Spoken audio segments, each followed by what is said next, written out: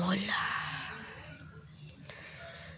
Habang nag-iisip kung ano yung makakain, sinabi ni Ivan na, Lance, tara, ano kakainin natin?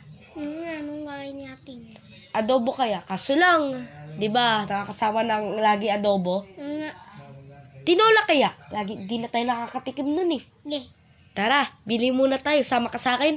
Sige, sasama ako. Tara, kuha muna ng pera ha. Sige. Ayan.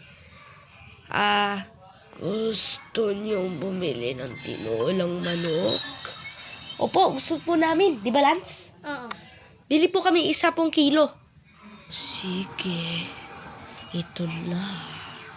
Bakit parang kakaiba naman, no? Pero kakainin na natin, tapos may makakaing iba. Tara, uwi na tayo. Sige. Hawakan mo yun, ha? Oo. O tara, habang sila naglalakad, ang baho ng tinola. Patsoy ba itong kinain natin? O ay hindi.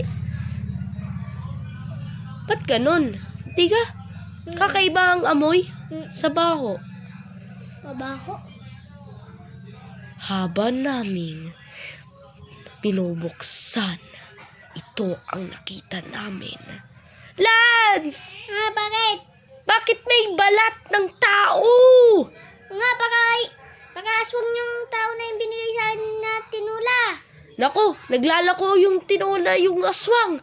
Naku, tara, pat ang baho ng amoy. Parang ayoko na kainin. Tikman kaya natin. Yes. Bakit na amoy dugo? Nga. Naku, may halong dugo yung tinola. Kaya pala bakit kulay red eh. Nga. Naku, bakit nagsara ang ilaw? Bata ka. Kinain mo ang tinola ko. Ngayon patay ka sa akin. Punta ka dito, matanda. Lance, kuha muna ako ng itak at pellet gun. Panlaban natin sa kanya. Sige, pababol na ako. Tara, o ito, sanluhin mo. Sige. Yeah! Baril to sa'yo. Parin mo.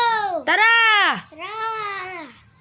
At yun na nga, napapaksak nila ang matandang aswang. At ito ang ikinamatay nila. Simula noon, hindi na sila nagbili ng tinola kahit saan-saan.